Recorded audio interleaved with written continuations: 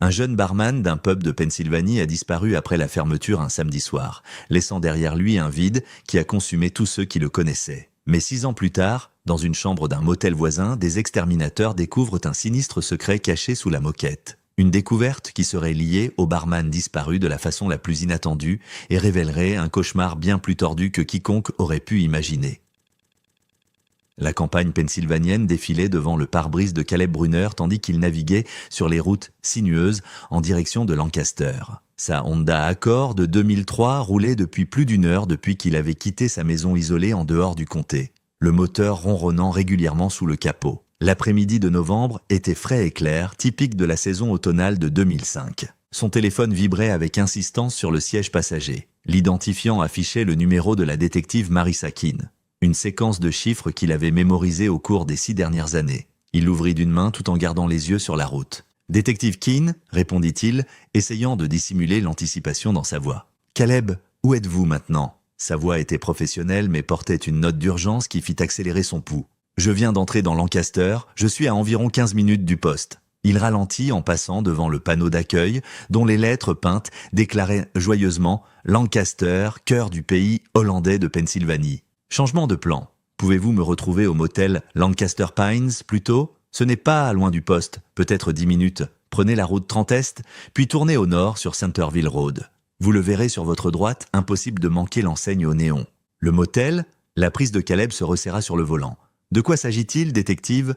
Je vous expliquerai quand vous arriverez. Je vous attendrai à l'entrée. La ligne se coupa. Caleb ferma le téléphone et le reposa sur le siège, l'esprit en ébullition. Cela faisait 4 ans qu'il n'avait pas vu la détective Keene en personne, bien qu'ils aient parlé périodiquement au téléphone au sujet de l'affaire d'Ethan.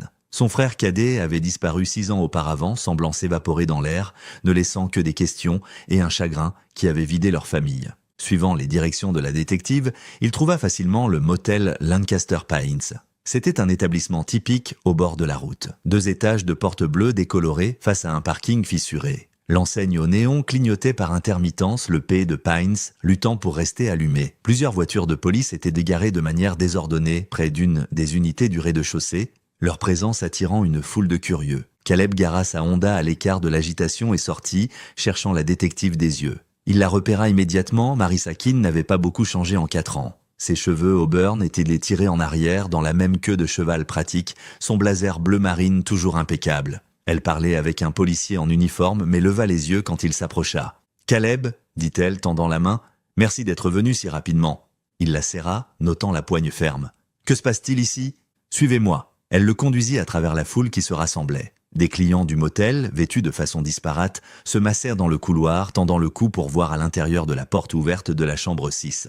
Des membres du personnel en uniforme bordeaux chuchotaient entre eux. La présence de la détective Keene les fendit comme un navire dans l'eau. À l'intérieur de l'unité, la scène était un chaos contrôlé. Des techniciens de scène de crime photographiaient chaque surface, tandis que des agents en uniforme maintenaient un périmètre. La chambre elle-même était typique d'un motel, couvre-lit, fleuris démodés, meubles en aggloméré, l'odeur persistante de nettoyants industriels ne parvenant pas à masquer des années d'occupation transitoire. « Hernandez » appela la détective Keene à une femme en uniforme de femme de chambre debout près de la porte avec un homme à l'air nerveux portant un badge de directeur. « Voici Caleb Brunner. Pouvez-vous lui expliquer ce que vous avez trouvé ?» La femme de ménage, dont le badge indiquait Maria, se tordait les mains en parlant. « Je faisais un nettoyage en profondeur de la chambre. Nous le faisons tous les quelques mois quand nous avons des vacances. J'ai remarqué des mythes qui sortirent de sous la moquette près de la fenêtre. Beaucoup d'entre elles. Alors M. Davidson, ici présent, a appelé la société d'extermination. Le directeur, Davidson, poursuivit l'histoire. Quand les exterminateurs ont commencé à rouler la moquette pour vérifier s'il y avait une infestation, ils ont trouvé. Il fit un geste vers le coin de la pièce où plusieurs techniciens travaillaient. Caleb s'approcha et sentit son estomac se nouer. Sur le plancher de bois exposé, quelqu'un avait dessiné un symbole élaboré avec ce qui semblait être de la peinture noire ou un marqueur. C'était un pentagramme enfermé dans un cercle, avec de plus petits symboles à chaque pointe. Des taches sombres, indéniablement du sang séché, marquaient d'autres zones du sol, bien que pas directement près du symbole. « Quel rapport avec Ethan ?» demanda Caleb, la voix tendue. « Mon frère était un chrétien dévoué. Il n'aurait jamais... » La détective Keene leva un sac à preuves. « Nous avons effectué un test ADN préliminaire sur le sang. Le test de terrain correspond au profil de votre frère dans notre base de données. Nous avions son ADN sur des objets personnels, sa brosse à dents et son peigne, que vous nous aviez fournis il y a 6 ans. Caleb fixa le sac, essayant de traiter cette information. Le sang date de 6 ans, et vous êtes certaine que le test est précis? Les tests de terrain ne sont pas fiables à 100%, mais ils sont suffisamment fiables pour que nous puissions avancer. Elle leva un autre sac à preuve, celui-ci contenant un cordon noir avec un pendentif. Nous avons également trouvé ceci. À travers le plastique, Caleb pouvait voir une simple croix chrétienne du genre vendue dans les librairies religieuses à travers la Pennsylvanie. Elle était ternie par l'âge, mais toujours reconnaissable. La détective Keene tourna le sac pour qu'il puisse voir le dos de la croix. Gravé dans le métal en lettres petites et précises, Ethan Matthew Brunner, 15 juin 1999. C'est son nom complet, dit lentement Caleb, mais la date, ce n'est pas son anniversaire, ni la date de son baptême non plus. Je ne sais pas ce que cette date signifie. Le collier correspond à la description dans nos dossiers. Vous avez confirmé il y a 6 ans qu'il portait souvent un pendentif en forme de croix. Oui, mais je n'ai jamais vraiment regardé le dos. Je n'ai jamais vu cette date. Caleb rendit le sac à preuve, les mains tremblantes. Y a-t-il autre chose? Un autre signe de lui? Pas encore. Nous traitons toujours la scène. La détective Keene l'étudia attentivement. Caleb, que pensez-vous de ce symbole? Il regarda à nouveau le pentagramme sur le sol.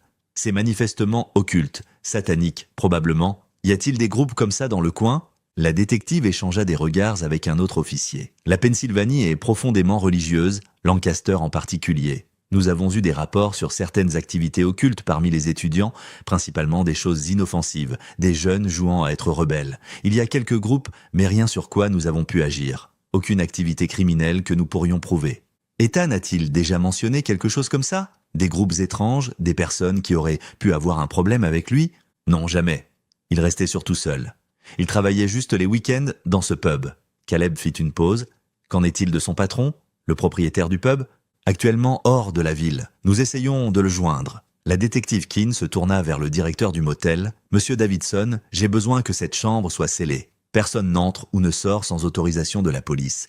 Et je vous recommande vivement d'installer des caméras de sécurité. L'absence d'images de surveillance va rendre cette enquête beaucoup plus difficile. » Davidson acquiesça vigoureusement. « Bien sûr, détective.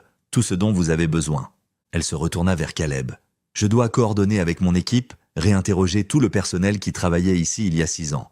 Nous devrons retrouver tous ceux qui ont quitté leur emploi ici depuis lors. » Elle fit une pause, son expression s'adoucissant légèrement. « Pourquoi ne vous reposez-vous pas un peu? Nous nous occuperons de l'enquête à partir d'ici. »« Je pense que je vais rester en ville quelques jours, » dit Caleb. « Voir si je peux aider d'une manière ou d'une autre. » Elle lui tendit des documents. « J'aurai besoin que vous signiez ceci confirmant l'identification des effets personnels. Et Caleb, je suis désolé que nous nous retrouvions à nouveau dans ces circonstances. » Il signa aux endroits indiqués et rendit les formulaires. En quittant la pièce, il passa devant le directeur qui rassemblait son personnel pour l'interrogatoire de police. À la réception, Caleb réserva une chambre pour la nuit, son esprit encore ébranlé par ce qu'il avait vu. Le réceptionniste traita sa carte de crédit efficacement, puis se précipita pour rejoindre le reste du personnel. Seul dans le hall, Caleb remarqua un présentoir de brochures de touristique. L'une d'elles attira son attention. Vie nocturne de Lancaster. Parmi les listings figurait The Crossroads Pub, notant qu'il ouvrait tous les jours à midi.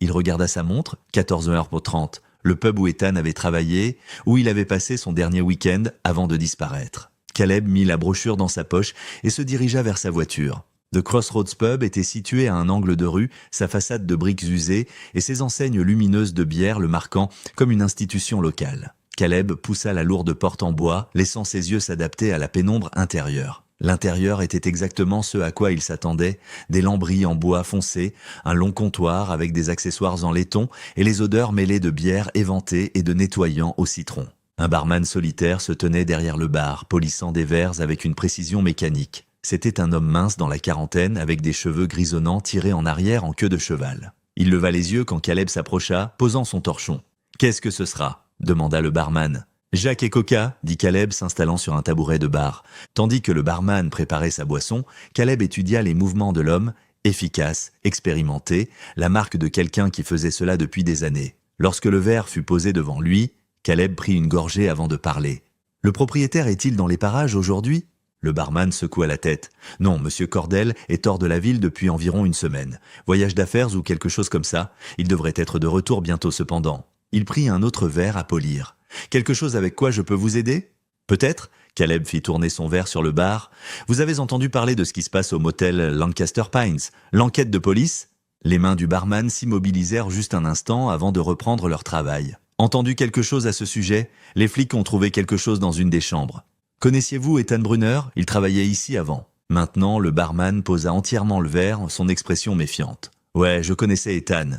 J'ai travaillé quelques services avec lui à l'époque. Bon gars, fiable. Ses yeux se rétrécirent légèrement. Pourquoi vous demandez ça? Je suis son frère, Caleb. Le comportement du barman changea immédiatement, un mur se dressant derrière ses yeux. Il reprit son torchon, ses mouvements soudainement saccadés. Écoutez, j'ai déjà dit aux flics tout ce que je savais il y a 6 ans. S'ils ont besoin de me parler à nouveau, ils savent où me trouver. Ils seront probablement là demain de toute façon. Je n'essaie pas de causer des problèmes, dit Caleb, confus par cette réaction. Ethan a toujours parlé en bien des gens d'ici. Il disait que vous étiez tous comme une famille. Nous l'étions, jusqu'à ce qu'ils disparaissent. La voix du barman était plate. Ça a tout changé. Caleb se pencha en avant. Pouvez-vous m'aider à mieux comprendre cette ville, la communauté? J'ai entendu dire qu'il pourrait y avoir des groupes inhabituels dans les environs, des cultes, peut-être même sataniques. Le rire du barman était sans humour. Mec, c'est une ville universitaire. On reçoit tous les types, ici. Des goths, des punks, des étudiants en philosophie qui se croient à la pointe. Rien de mal avec aucun d'entre eux de ce que je peux voir. Il s'éloigna le long du bar, créant de la distance. Ils boivent, ils paient, ils ne causent pas de problème. C'est tout ce qui m'importe. Mais avez-vous remarqué des groupes réellement organisés? Quelqu'un qui aurait pu avoir un problème avec Ethan? Je sers des boissons. Je ne me mêle pas des affaires des gens. La porte tinta lorsque de nouveaux clients entrèrent. 2 étudiants, un jeune homme et une femme, tous deux vêtus de jeans noirs et de t-shirts de groupe. Ils s'approchèrent du bar, sortant leurs pièces d'identité avant même que le barman ne puisse demander. Il les vérifia soigneusement, puis servit 2 bières pression. Caleb finit son Jack et Coca, sortant son portefeuille. Il posa un billet de 20 sur le bar, suffisant pour couvrir la boisson, et un pourboire décent. Alors qu'il se levait pour partir, le barman parla soudainement. « Écoutez, je ne voulais pas être impoli. J'essaie juste d'être prudent sur ce que je dis. Le propriétaire, Monsieur Cordell, il connaissait votre frère mieux que n'importe lequel d'entre nous. Quand il reviendra, il pourrait être en mesure de vous en dire plus. » Le barman jeta un coup d'œil à Caleb, puis détourna le regard. « Mais si vous voulez vraiment en savoir plus sur Ethan, vous pourriez essayer son église. Il y allait tous les dimanches matins, régulier comme une horloge. » « Quelle église ? Je ne sais pas exactement laquelle il fréquentait, mais il y a une grande église protestante sur King Street. Lancaster Community Presbyterian, la plupart des locaux y vont. » Il fit une pause. « Votre frère était sérieux au sujet de sa foi. Très sérieux. »« Merci, » dit sincèrement Caleb. Il jeta un coup d'œil aux étudiants qui étaient en plongée dans une conversation autour de leur bière. Tous deux portaient des bagues inhabituelles à leur main droite, des anneaux en argent avec ce qui semblait être une sorte de motif qu'ils ne pouvaient pas tout à fait distinguer de cette distance. Probablement un logo de groupe ou une tendance de mode qu'il était trop vieux pour comprendre. Il laissa un billet de 5 supplémentaires sur le bar et se dirigea vers la porte. La lumière de l'après-midi dure après l'obscurité du pub. Caleb remonta dans sa Honda et sortit son GPS Garmin tapant Lancaster Community Presbyterian avec le stylet. L'appareil calcula un moment avant d'afficher l'itinéraire. Seulement 10 minutes de route à travers le quartier historique. Il quitta le parking du pub et suivit les instructions de la voie électronique à travers les rues bordées d'arbres de Lancaster. L'église apparut alors qu'il tournait sur King Street, son clocher blanc s'élevant au-dessus des bâtiments environnants comme un phare. Mais c'est l'activité de l'autre côté de la rue qui attira d'abord son attention. Des étudiants de Franklin et Marshall College avaient installé ce qui semblait être une sorte de foire ou d'événement de recrutement dans le parc en face de l'église. Des bannières colorées flottaient entre des stands temporaires et des étudiants en t-shirt noir identiques se déplaçaient entre les tables. Il reconnut le même style de vêtements que portaient les 2 étudiants dans le bar. Caleb se gara le long du trottoir et marcha vers l'église, ignorant délibérément le rassemblement étudiant. L'église presbytérienne était une structure impressionnante, briques rouges, avec des bordures blanches, hautes fenêtres, avec un vitrage approprié, et de lourdes portes en chêne qui parlaient de permanence et de tradition. Il ouvrit l'une des portes et entra dans le narthex. L'intérieur était calme pour un après-midi de semaine, mais pas vide. Depuis le sanctuaire, il pouvait entendre des voix s'élevant en harmonie, une chorale en répétition. Il suivit le son, ses pas résonnant sur le sol poli. Dans le sanctuaire, environ 15 personnes se tenaient dans la tribune du chœur, leurs voix se mélangeant dans ce qui semblait être un hymne traditionnel. Un homme dans la cinquantaine se tenait devant eux, dirigeant avec des mouvements précis. Il portait un col clérical et une chemise noire, clairement le pasteur. Caleb attendit dans un banc jusqu'à ce que le chant se termine, puis s'approcha alors que le pasteur donnait des notes à sa chorale. L'homme le remarqua et s'excusa, descendant pour rencontrer Caleb avec une main tendue. « Bienvenue à Lancaster Community Presbyterian, je suis le pasteur David Hartley. »« Caleb Brunner, répondit-il, serrant la main offerte, « désolé d'interrompre votre répétition. Pas du tout, la chorale peut s'exercer seule pendant quelques minutes. Les yeux du pasteur Hartley étaient aimables mais scrutateurs. Qu'est-ce qui vous amène à notre église aujourd'hui ? Je cherche des informations sur mon frère, Ethan Brunner. Il a disparu il y a 6 ans. Quelqu'un m'a dit qu'il était peut-être membre de votre congrégation. Le front du pasteur se plissa pensivement. Ethan Brunner, j'ai peur que le nom ne me dise rien immédiatement. Vous devez comprendre, nous avons plus de 700 membres à chaque service, et nous tenons 3 services chaque dimanche. J'ai tendance à me souvenir de ceux qui sont les plus actifs dans les programmes de l'église, mais il fit une pause. Avez-vous une photographie ? Caleb sortit son téléphone Motorola Razr à clapet, naviguant vers les photos sauvegardées. Il montra au pasteur une photo d'Ethan de ses jours de barman, exhibant fièrement 2 cocktails colorés qu'il avait créés. Le pendentif en croix était clairement visible contre sa chemise blanche. « Ah !» dit le pasteur Hartley, pointant l'écran. « Je ne reconnais pas le jeune homme, mais je reconnais définitivement cette croix. Nous les donnons aux membres qui complètent de notre séminaire d'évangélisation. Gagner des âmes pour le Christ. C'est un cours intensif de 12 semaines sur le partage de l'Évangile et l'apport de nouveaux disciples au Seigneur. Il y a une date gravée au dos, dit Caleb. 15 juin 1999. Est-ce que cela signifierait quelque chose ? Ce serait sa date d'obtention du diplôme du séminaire. Nous les gravons toujours comme commémoration. L'expression du pasteur devint plus sérieuse. Si votre frère a terminé ce cours, c'était un chrétien dévoué, baptisé, engagé à répandre la parole de Dieu. Caleb prit une respiration. Pasteur, la police a trouvé quelque chose ce matin. Au motel Lancaster Pine, il y avait un symbole occulte dessiné sur le sol et du sang qui correspond à l'ADN de mon frère. Le visage du pasteur Hartley s'assombrit. Je ne peux pas croire que quiconque portait cette croix participerait volontairement à des pratiques occultes. Cela va à l'encontre de tout ce que nous enseignons, tout ce que le séminaire représente. Je suis d'accord, je pense que quelqu'un d'autre lui a fait ça. Quelqu'un qui pourrait faire partie d'un groupe occulte. Caleb se pencha en avant. Y a-t-il des groupes comme ça à Lancaster ? Le pasteur soupira profondément, jetant un coup d'œil vers les fenêtres. J'en ai bien peur, c'est en fait pourquoi nous avons commencé le séminaire d'évangélisation en premier lieu. Nous avons vu une augmentation alarmante de la fascination occulte parmi les jeunes, surtout les étudiants universitaires. Sorcellerie, cercle magique, pratiques rituelles, ce qui commence comme de la rébellion ou de la curiosité peut mener à des endroits beaucoup plus sombres.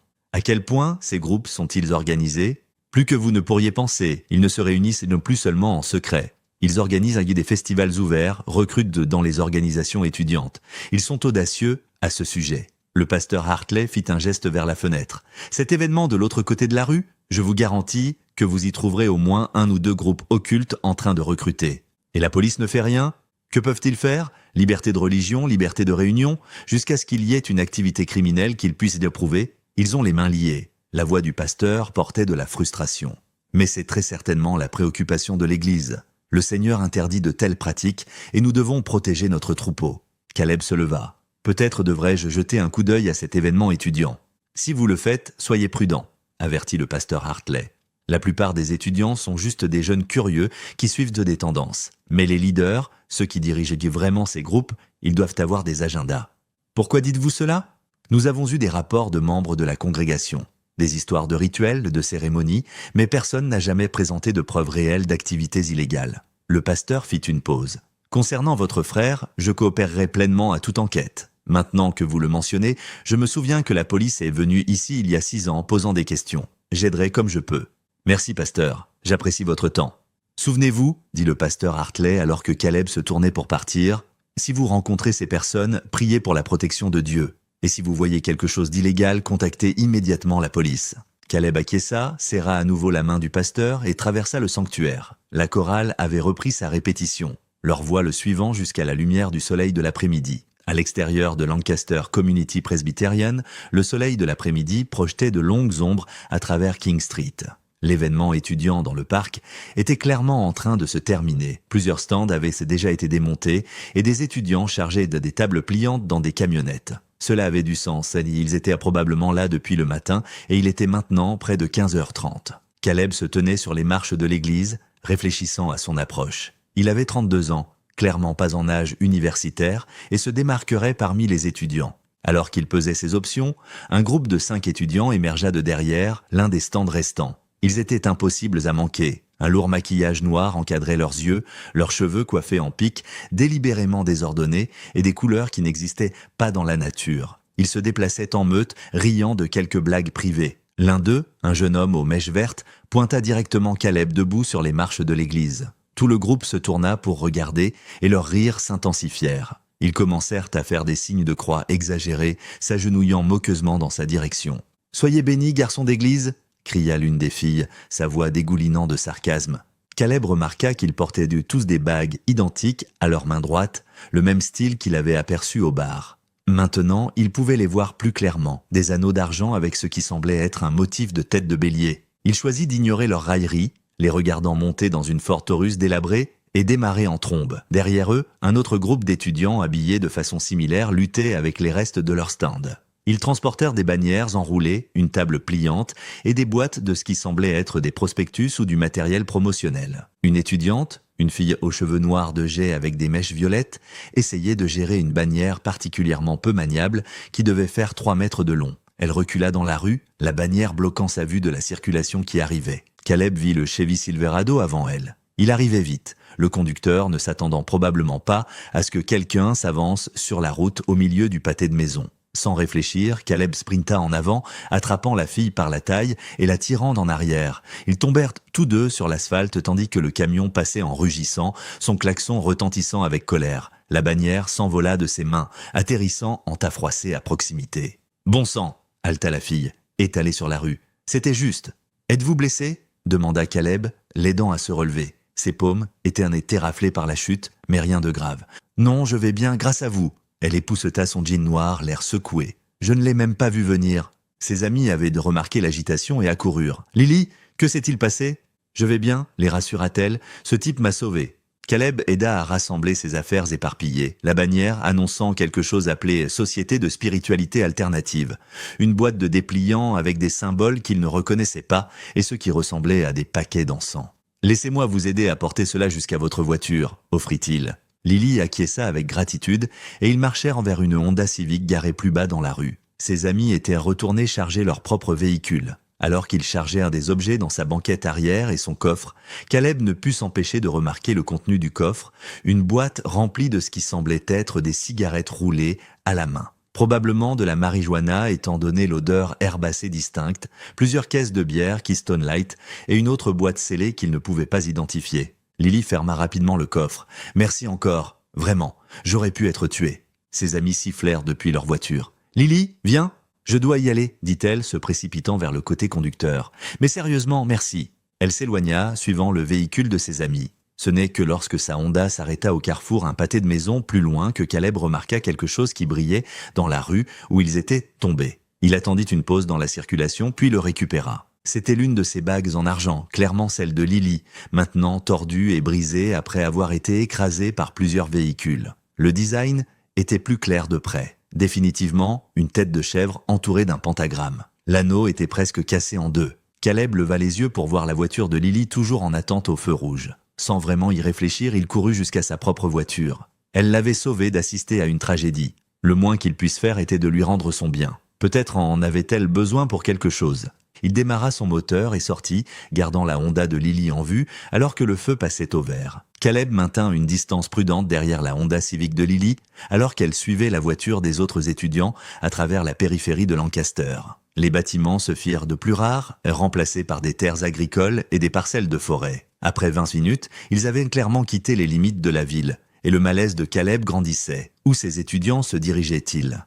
La route serpentait à travers le paysage rural de Pennsylvanie, passant devant des granges usées et des champs en jachère se préparant pour l'hiver. La circulation s'amenuisa jusqu'à ce qu'il soit pratiquement seul sur la route à 2 voies. Après 10 minutes supplémentaires, le clignotant de Lily s'alluma et elle se gara sur l'accotement. La voiture de tête s'arrêta 100 mètres plus loin. Caleb se gara derrière elle, ses mains tremblant légèrement alors qu'il coupait le moteur. À travers son pare-brise, il vit Lily sortir de sa voiture, son langage corporel tendu. Il sortit à sa rencontre. « Pourquoi me suivez-vous » Sa voix était tranchante, effrayée. « Que voulez-vous » Caleb leva les mains pacifiquement. « Je suis désolé, je ne voulais pas vous faire peur. Vous avez laissé tomber ceci là-bas. » Il sortit la bague brisée de sa poche. « J'ai pensé que vous pourriez en avoir besoin. » Lily prit l'anneau d'argent déformé, examinant le motif fissuré de la tête de chèvre. Son expression s'adoucit légèrement. « Oh, elle est détruite. » Elle leva les yeux vers lui. « Elle est inutile maintenant, mais merci d'avoir essayé, je suppose. » Elle se retourna vers sa voiture,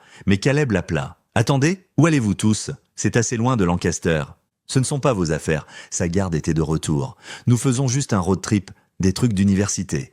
Les portières de l'autre voiture s'ouvrirent, et 3 étudiants s'approchèrent, 2 garçons et une fille, tous vêtus des mêmes vêtements sombres et portant les mêmes bagues en argent. L'un des hommes, grand avec la tête rasée, s'approcha de manière protectrice près de Lily. « Ce type t'embête, Lil ? » ?»« Non, ça va. Il me rendait juste ma bague, celle qui a été écrasée quand il m'a sauvé. » L'étudiant grand examina Caleb de haut en bas. « D'accord, eh bien, vous avez fait votre bonne action. Maintenant, arrêtez de nous suivre ou nous appellerons les flics. Compris ? » « Bien sûr, pas de problème, » dit Caleb, reculant vers sa voiture. « Je voulais juste lui rendre son bien. Je vais retourner en ville maintenant. » Il monta dans sa Honda, regardant le groupe retourner vers leur véhicule. Mais avec sa fenêtre entr'ouverte, leur voix portait dans l'air calme de la campagne. « Merde, Lily, le père va être furieux quand il verra que tu as cassé ta bague, » dit le grand en riant. « Et alors ?» renchérit une autre voix. « On va quand même faire la fête avec ces fanatiques de Jésus ce soir. Ça va être putain de dément. » Ils rirent tous, et l'un d'eux fit un geste grossier qui fit tourner l'estomac de Caleb.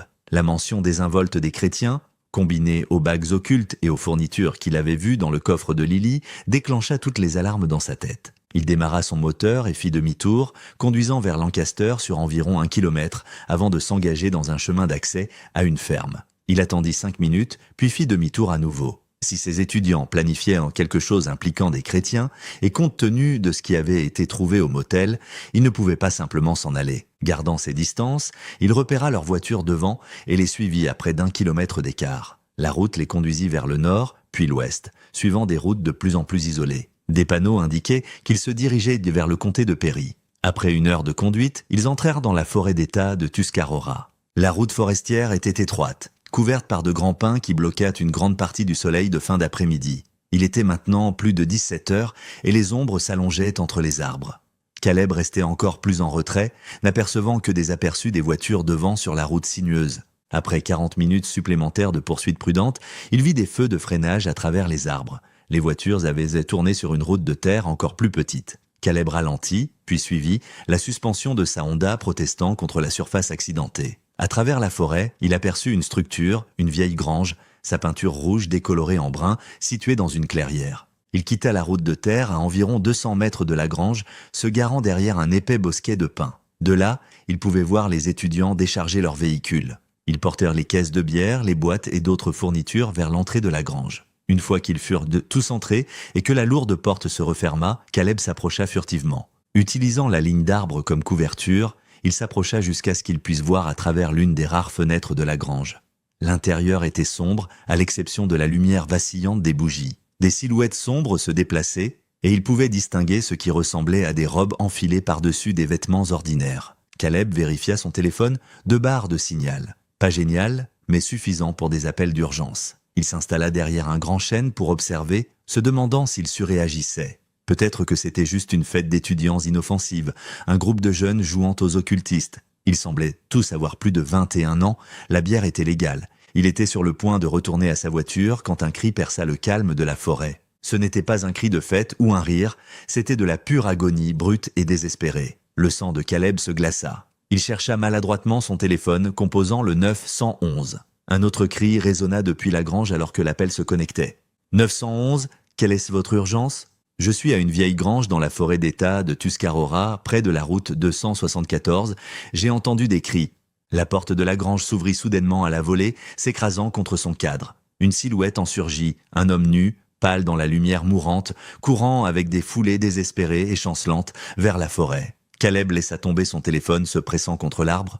L'homme trébucha plus près, et le cœur de Caleb s'arrêta presque. Même à 30 mètres de distance, même après 6 ans, il reconnaissait cette démarche, cette carrure. « Ethan » murmura-t-il. Des silhouettes en robe émergèrent de la grange, mais elles se déplaçaient sans urgence, se répandant dans un schéma de recherche décontracté. Elles semblaient confiantes que leur proie n'irait pas loin. Caleb se faufila entre les arbres, interceptant le chemin de son frère. « Ethan » siffla-t-il. Son frère tourna sauvagement, les yeux écarquillés de terreur, cherchant la source de la voix. « C'est moi, Caleb ?»« Ton frère ?» Il se montra, et leurs regards se croisèrent. La reconnaissance apparut sur le visage hanté d'Ethan. « Caleb, qu'est-ce que tu... »« Non, tu ne peux pas être ici. C'est dangereux, tu dois partir. »« Je ne te quitte pas. » Caleb enleva sa veste, l'enroulant autour des épaules tremblantes de son frère. C'est alors qu'il vit les mains d'Ethan, ou ce qu'il en restait. Les 10 doigts avaient disparu, laissant des moignons cicatrisés. Ses pieds étaient dans le même état, les orteils amputés. « Mon Dieu, Ethan, qu'est-ce qu'ils t'ont ? Ce sont des démons ?» sanglota Ethan. « Ils nous torturent, ils vont nous tuer lentement. Ils ont pris mes doigts et mes orteils un par un chaque fois que j'ai essayé de m'échapper. Je n'en ai plus, alors Dieu sait ce qu'ils vont prendre ensuite. » Des feuilles bruissantes annoncèrent l'approche du groupe de recherche. Caleb saisit le bras de son frère, essayant de le guider plus profondément dans la forêt, mais les étudiants en robe les avaient déjà pris en tenaille. Des mains fortes saisirent les deux frères, les traînant vers la grange. « Lâchez-nous !» cria Caleb. « Ce que vous faites ici est illégal. J'ai appelé la police. » Un étudiant rabattit sa capuche, le grand d'avant. « Eh, père, celui-ci sortait de l'église tout à l'heure. Il doit être chrétien aussi. » Une silhouette dans une robe plus élaborée s'avança, son visage caché dans l'ombre. Quand il parla, sa voix portait un léger accent que Caleb ne pouvait pas situer. « Excellent. Lucifer nous a bénis avec un autre agneau. » Il fit un geste à ses disciples. « Amenez-les à l'intérieur, préparez les croix. »« Vous êtes fous !» Caleb lutta contre les mains qui le retenaient. Le leader s'approcha, son haleine puant l'alcool et quelque chose de chimique. « Votre Bible dit que quiconque suit le Christ doit marcher comme il a marché. Cela signifie souffrir, cela signifie la crucifixion. Nous vous aidons simplement à accomplir votre propre écriture. » Il se tourna pour s'adresser à ses disciples. « Préparez la croix inversée pour notre Ethan égaré. Puisqu'il n'a plus de doigts à offrir, peut-être que ses yeux suffiront cette fois. »« Non !» gémit Ethan. « S'il vous plaît, pas plus !»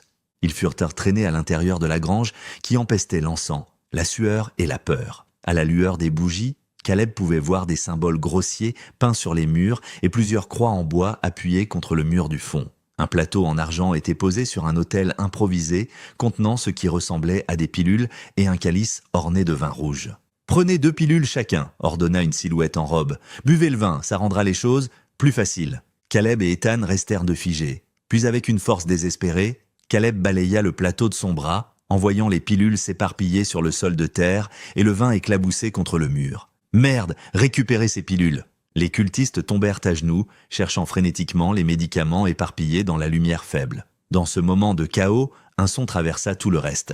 Des sirènes de police de plus en plus fortes, arrivant rapidement à travers la forêt. Le hurlement des sirènes de police brisa l'atmosphère oppressante de la grange.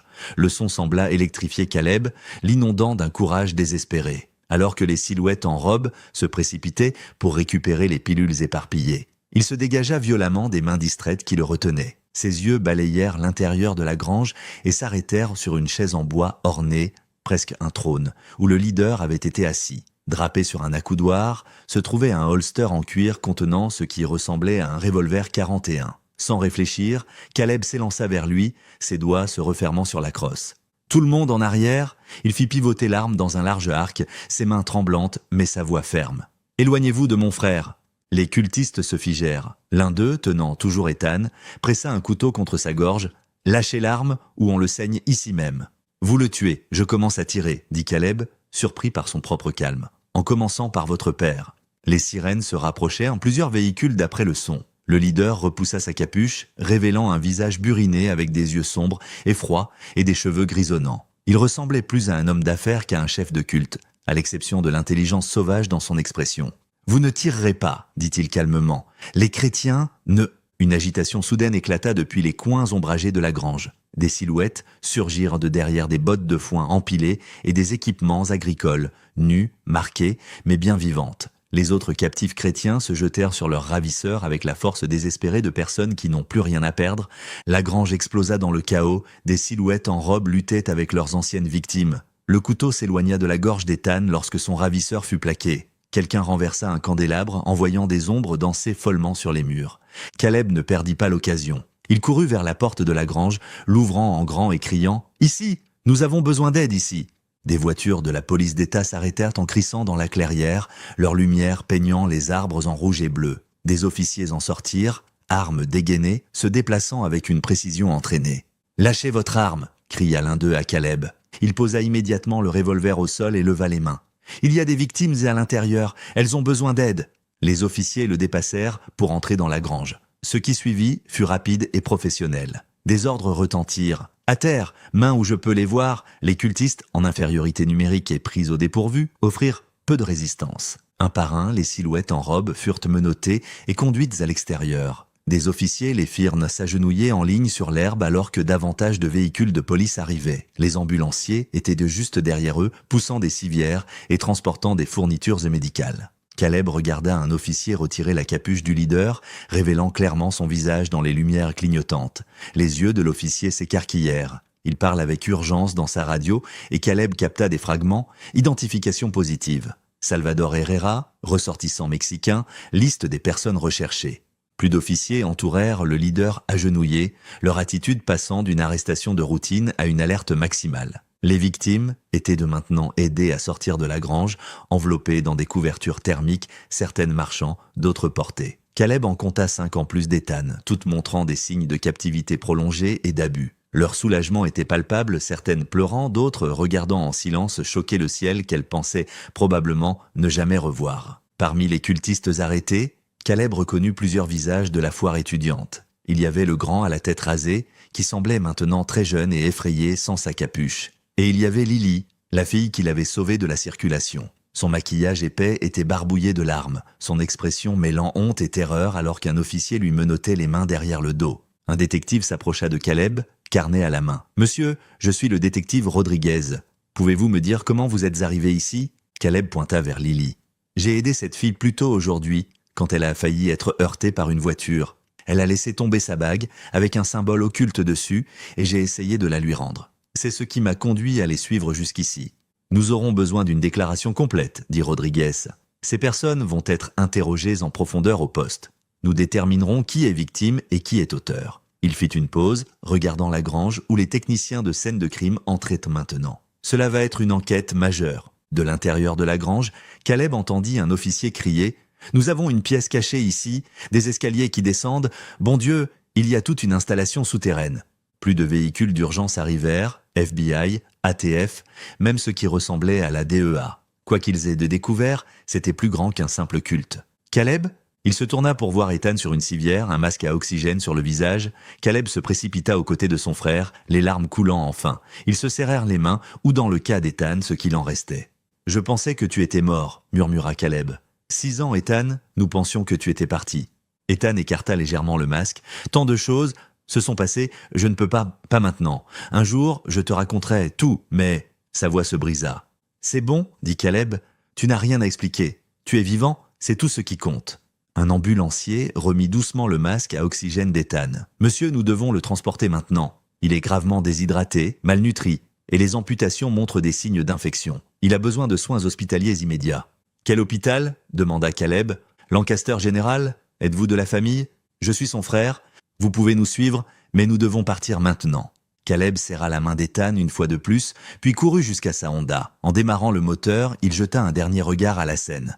Des voitures de police partout, des cultistes chargés dans des fourgons, des équipes médico-légales installant des projecteurs. Dans les lumières stroboscopiques, la vieille grange ressemblait à quelque chose sorti d'un cauchemar. Il sortit derrière l'ambulance, suivant les lumières clignotantes à travers la forêt qui s'assombrissait vers Lancaster et quoi qu'il advienne ensuite. Les urgences de l'hôpital Lancaster General étaient une frénésie contrôlée d'activité. Le personnel médical se précipitait entre les zones rideaux où les victimes secourues étaient traitées. Caleb se retrouva dans la salle d'attente, soudainement épuisé alors que l'adrénaline s'écoulait de son système. Les chaises institutionnelles et l'éclairage fluorescent semblaient surréalistes après le cauchemar dans la grange. Il avait besoin de le dire à quelqu'un qui comprendrait l'ampleur spirituelle de ce qui s'était passé. Marchant vers le poste des infirmières, il demanda à la réceptionniste « Pourrais-je avoir le numéro de téléphone de l'église Lancaster Community Presbyterienne ? J'ai besoin de contacter le pasteur. » La réceptionniste consulta une feuille plastifiée de contacts religieux locaux et écrivit le numéro sur un post-it. Caleb utilisa le téléphone de courtoisie dans le coin, composant avec des doigts du tremblant. « Lancaster Presbyterian, comment puis-je vous aider ? C'est Caleb Brunner, j'ai parlé avec le pasteur Hartley cet après-midi. Est-il disponible ? C'est urgent.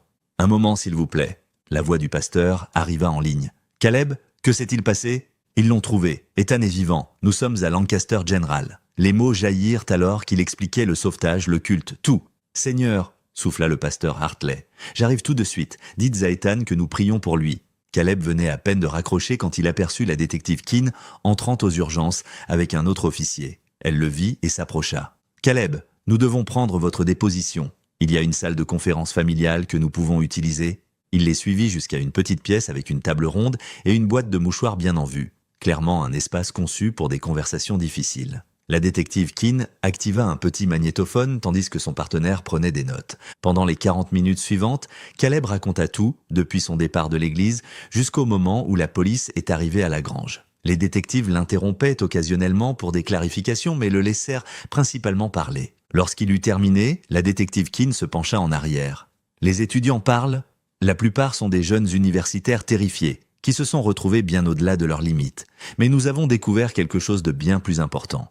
Le leader, demanda Caleb, Salvador Herrera, ressortissant mexicain recherché par la DEA depuis 18 ans, il dirige des opérations de drogue dans tout le Nord-Est, mais ceci, elle secoua la tête. C'est nouveau, il a créé un culte pour écouler sa marchandise, fournir des drogues à son cercle intime, ce qu'il appelait les fidèles, en échange du recrutement de nouveaux membres. Les nouvelles recrues devaient acheter des drogues pour les rituels afin de prouver leur loyauté. C'était un marché qui s'auto-entretenait. Et les victimes chrétiennes, ça s'est développé plus tard. Certains membres avaient de véritables croyances anti-chrétiennes, voyant cela comme servir Satan en faisant souffrir les chrétiens. Herrera l'encourageait, les gardait distraits de son vrai commerce. Elle consulta ses notes. Selon Brice Haskett, l'un des étudiants que nous avons arrêté, votre frère a été spécifiquement ciblé. Pourquoi Ethan? Il a converti l'un de leurs anciens leaders au christianisme. Travis Cordell, le propriétaire du bar où travaillait Ethan. Cordell a quitté le culte, est devenu chrétien, et ils ont blâmé Ethan. C'était une vengeance. Caleb se sentit malade. Travis Cordell faisait partie du culte, mais s'il est libre depuis tout ce temps, pourquoi n'a-t-il rien dit?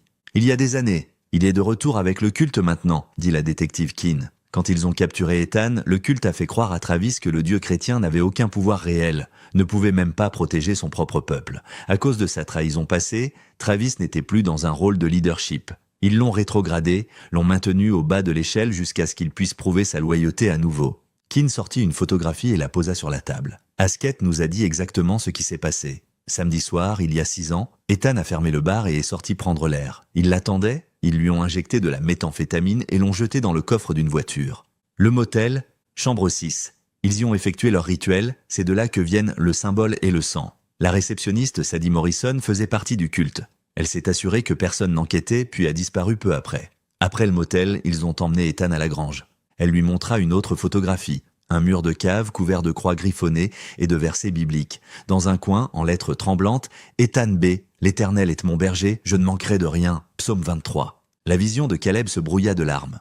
Il a écrit ça quand il avait encore des doigts. Les conditions étaient horribles. Ils gardèrent les victimes chrétiennes en vie pour les torturer, se moquant de leur foi en disant qu'elles devraient un peu souffrir comme le Christ. Théologie perverse. La voix de la détective Keane contenait du dégoût. Herrera fait face à des accusations fédérales de trafic de drogue, d'enlèvement, de torture, potentiellement de meurtre si nous trouvons des corps dans cette pièce souterraine. Les étudiants font face à diverses accusations selon leur implication. Un coup à la porte les interrompit. Un médecin en tenue de chirurgie jeta un coup d'œil à l'intérieur. « Monsieur Brunner, votre frère est stable et dans la chambre 314. Vous pouvez le voir maintenant. » Caleb remercia les détectives et se précipita vers l'ascenseur. 3e étage, suivant les panneaux jusqu'à la chambre 314. Par la porte, il vit Ethan appuyé contre le lit d'hôpital, des perfusions dans ses bras, paraissant petit et fragile sous les draps de blanc. « Ethan !» Les yeux de son frère s'ouvrirent, se concentrant lentement. « Caleb !» Le nom sortit comme un murmure. Caleb approcha une chaise, prenant soigneusement la main mutilée d'Ethan. Les larmes coulaient librement maintenant, 6 ans de chagrin, de culpabilité et d'espoir se mélangeant. Les lèvres d'Ethan bougèrent, à peine audibles. « Quand je marche dans la vallée de l'ombre de la mort, je ne crains aucun mal. » « Car tu es avec moi, » termina Caleb. « Ta houlette et ton bâton me rassurent. » Une silhouette apparut dans l'embrasure de la porte, le pasteur Hartley, toujours en col clérical, portant une Bible usée. « Puis-je » demanda-t-il doucement. Caleb acquiesça et le pasteur entra, se tenant au pied du lit. « Ethan, je suis le pasteur Hartley de Lancaster Presbyterian. Votre frère m'a raconté ce qui s'est passé. Nous avons prié pour vous. Toute la congrégation a prié pendant 6 ans. » Les yeux d'Ethan se remplirent de larmes. Le pasteur ouvrit sa Bible, mais n'y lut pas. Au lieu de cela, il pria du fond du cœur, pour la guérison, pour la paix, pour les autres victimes, même pour les âmes de ceux qui avaient commis de tels actes. Alors que la prière se terminait, Caleb sentit quelque chose changer dans la pièce. Pas un miracle dramatique, mais une présence silencieuse. Son frère était vivant, endommagé, marqué, mais vivant. La vallée de l'ombre de la mort ne l'avait pas emporté. Par la foi, Par l'espoir, par un amour qui avait enduré 6 ans d'incertitude, ils s'étaient retrouvés. Et dans cette chambre d'hôpital, avec les machines qui bipaient et le système de sonorisation appelant les médecins, Caleb comprit que parfois les plus grands témoignages viennent des endroits les plus sombres. Ethan serra faiblement sa main et Caleb la serra en retour, aucun des frères n'ayant besoin de mots. Ils étaient à nouveau ensemble. Tout le reste pouvait attendre.